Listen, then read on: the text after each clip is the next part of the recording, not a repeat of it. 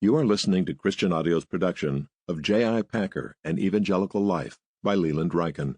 This book is read by David Cochran Heath. This audio recording was produced in 2015 by Christian Audio, which owns the copyright. No portion of this recording may be reproduced for any reason without prior written consent from Christian Audio. This edition is published by Christian Audio under an agreement with Good News Publishers Crossway Books and Bibles. Based on J.I. Packer, An Evangelical Life, copyright 2015 by Leland Ryken.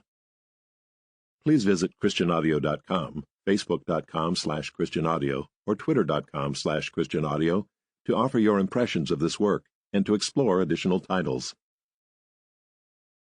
J.I. Packer, An Evangelical Life by Leland Ryken. Introduction. I became acquainted with J.I. Packer as a college sophomore in 1962 when I was browsing in a Christian bookstore in my hometown of Pella, Iowa.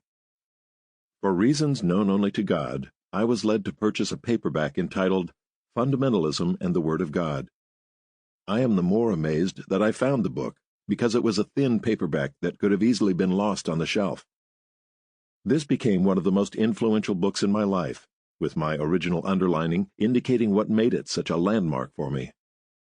In the years that followed, my reading of Packer was sufficiently thorough that as I was completing my book, Worldly Saints, the Puritans as They Really Were, it occurred to me to ask Packer to write a foreword. Although we had never met in person, I had the audacity to write him and make the request. It is a tribute to Packer's generosity that he agreed to write it, even though my stature as an author was modest. Furthermore, Packer did not write a perfunctory foreword, but a full-fledged essay entitled Why We Need the Puritans, which I was happy to see reappear in some of Packer's own subsequent publications. I met Packer in person as I was waiting for the promised foreword to appear. On that occasion, I served as Packer's driver between a local motel and the campus of Wheaton College, where he delivered an address on the Puritans as part of an academic conference. His first words to me, after we had exchanged greetings, was the assurance that I was next on his list, meaning that he was ready to write the foreword.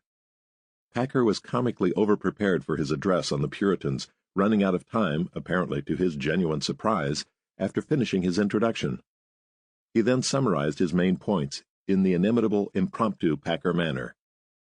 I next spent time with Packer, approximately 15 years later, when we both served on the translation committee for the English Standard Version. During the next 5 years, Packer was a constant presence in my life, both in person when the committee met and by his comments in translation proceedings conducted in print. What kind of biography is this? My goal in writing this biography was to enable my readers to know J.I. Packer and to get a picture of his varied roles and accomplishments. It is the man that I wanted my readers to encounter. I therefore rejected the model of the documentary history, which so overwhelms readers with factual data about events and people that the subject of the biography disappears from sight. I have not written a history, but a biography. Because my goal was to present Packer the man, it quickly became evident that a strictly chronological arrangement of the data was insufficient as a format for the biography. As biography does indeed involve a life, so in the first part of this book, I unfold the story of Packer's life.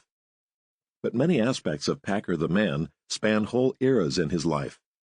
Trying to fit them into a strict chronological framework would obscure them. For purposes of illustration, I offer the following examples. J.I. Packer is a Latter-day Puritan. It is important to chronicle the beginning of Packer's passion for the Puritans and to locate its origin in his life story. But once Packer had embraced the Puritans, they were a continuous presence in his life, and my consideration of his admiration for them could not be divided into segments that corresponded to changes in his external life. Similarly, a published history of the Tyndale Fellowship for Biblical and Theological Research in England shows that Packer was a continuous participant in the work of that fellowship for 3 decades. But it would have been completely artificial to attempt to match Packer's involvement with the Tyndale Fellowship to the succession of academic positions he held during those 3 decades. I would note in passing that biographers who attempt to fit the life themes of their subjects into a chronological flow keep stopping the flow to digress on the themes. The only plausible organizing framework that would allow my readers to know J.I. Packer the man was a combination of chronological biography and thematic biography, and I have accordingly followed that Sample complete. Ready to continue?